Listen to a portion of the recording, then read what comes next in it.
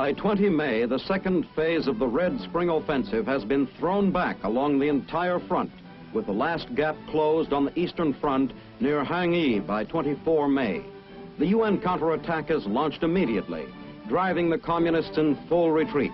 By the beginning of June, the pursuit, spearheaded by armored columns, has carried the Allies across a 38th parallel into North Korea, where the enemy braces and halts their retreat, forming a defense triangle anchored at Chorwon, Kumhwa, and Pyongyang.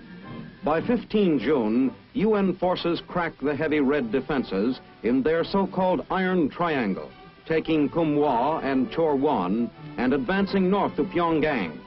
During the week 13 to 20 June, the communist air power becomes more aggressive, but suffers heavy losses to the UN air arm. During this period, the line undergoes minor changes as the ground phase subsides to patrol action and sporadic encounters.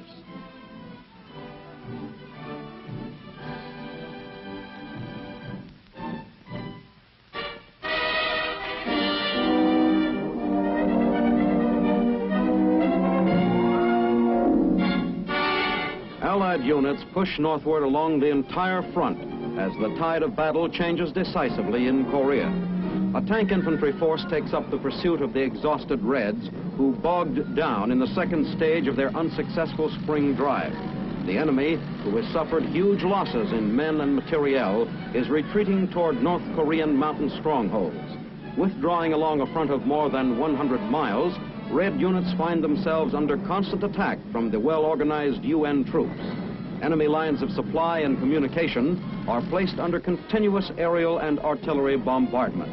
Here, the infantrymen prepare to blast the Reds from still another hilltop with coordinated fire and high explosive shells.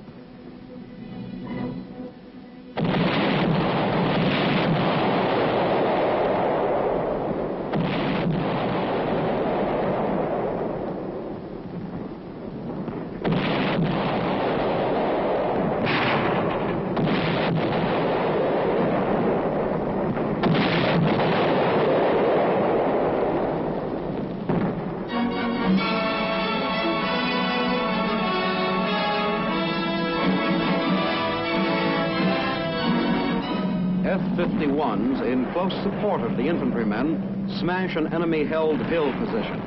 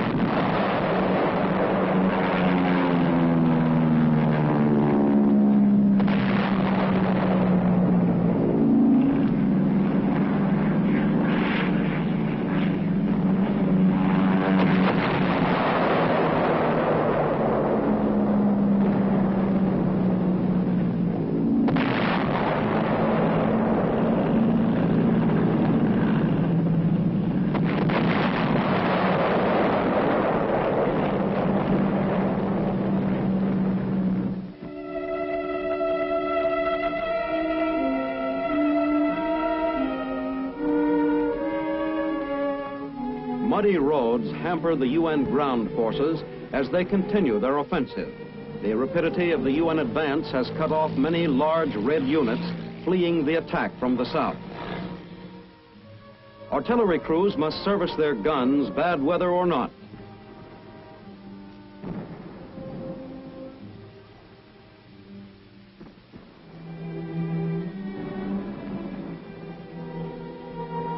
This unit, temporarily isolated from its supplies by a washed-out bridge, waits patiently while ammo is in the process of being delivered to its frontline position.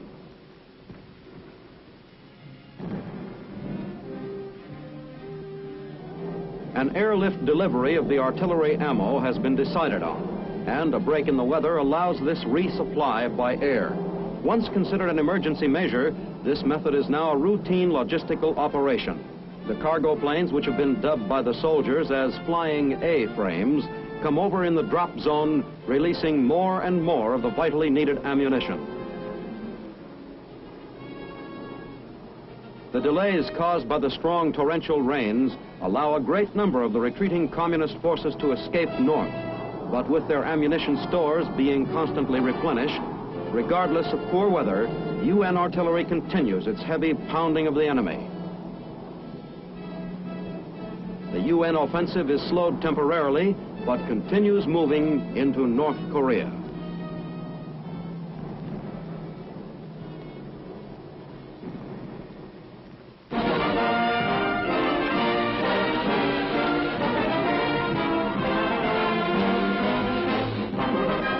An artillery battery prepares for a fire mission to aid UN forces in their counterattack. The men assemble a newly arrived shipment of 155mm howitzer shells for their powerful weapon. Each shell weighs 97 pounds. After stacking the shells, fuses are screwed on. The breech block is carefully cleaned and oiled during the lull between fire missions.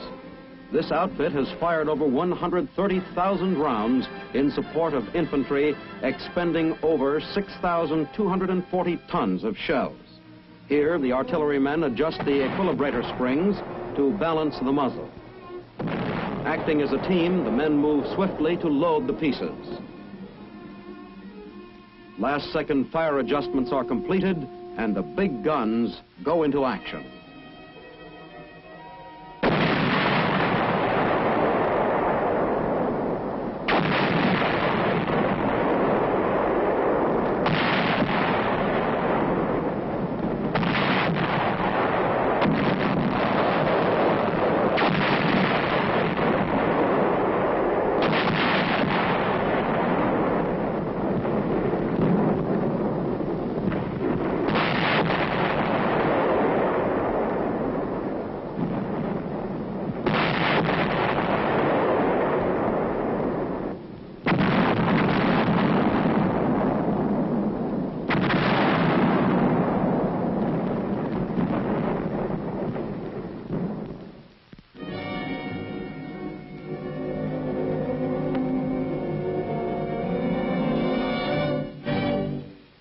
As Allied units move northward, strong emplaced positions are constructed to fend off any Red counterattacks. The men await the order to press on and maintain contact with the retreating enemy units.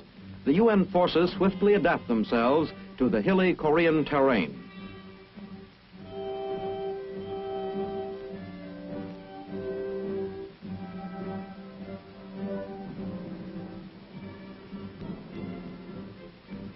Infantrymen conceal themselves with automatic weapons in the deeply emplaced bunkers. A 75mm recoilless rifle is put to a thorough cleaning.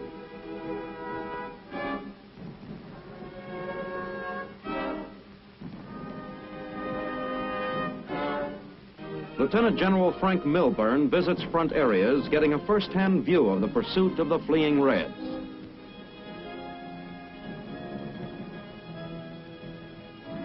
The men jump off, continuing their part of the Allied counterattack.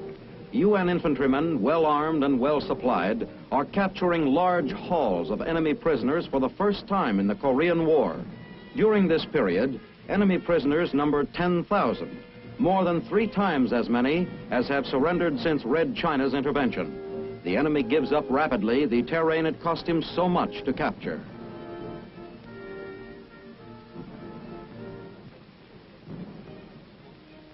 The advance continues as mine detector teams search for mines scattered in the roads and paths by the somewhat disorganized foe.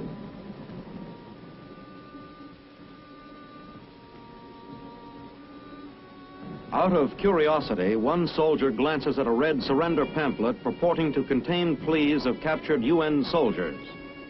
From an observation post, supporting fire is directed against Red strongpoints.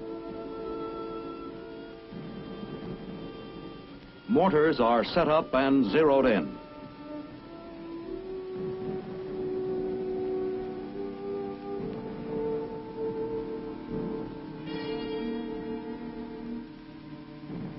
The troops strike another heavy blow against the retreating enemy.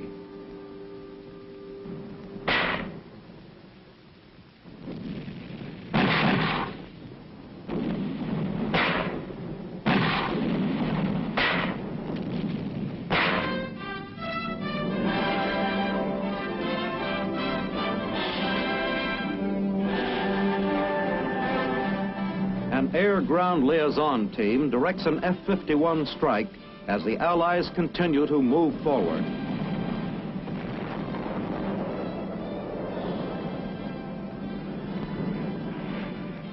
Talking directly to the pilots, the ground unit helps the planes pinpoint the target.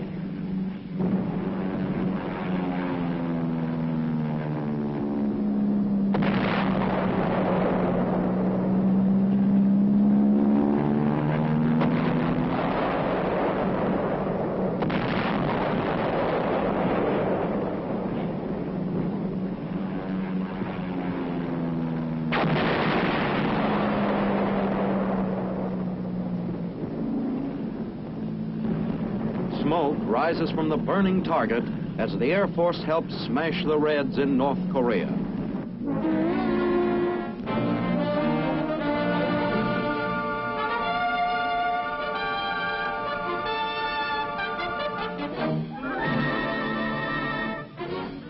As the UN attack continues, Allied troops open fire with machine guns on an enemy-held area. The fire is directed against a small house that harbors the enemy.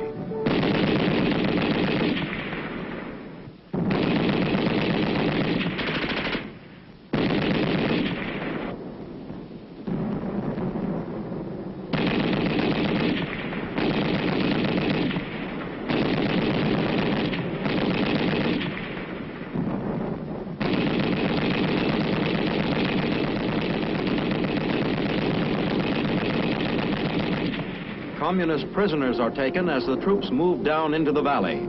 A wounded Red soldier is captured. The troops push on against the Reds, who hold another hill beyond the valley.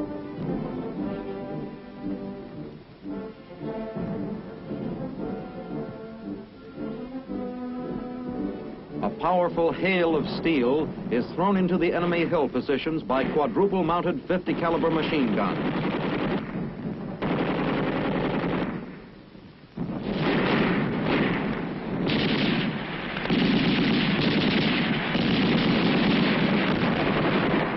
With the main communist force routed from the hill, the soldiers advance cautiously into the area to mop up possible stragglers.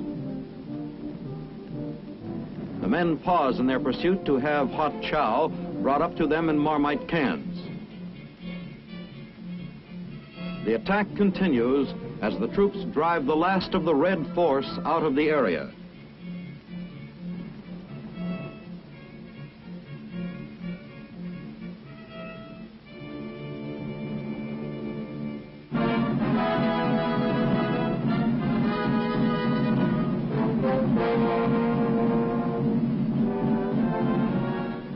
A Navy rocket ship loads ammunition for a night mission against Wonsan, North Korea. The purpose of the mission is to impede the southward movement of enemy troops along the coastal roads and blast Red supply dumps and communication centers. The Navy adds its help to the UN's counterattack as the bombardment begins.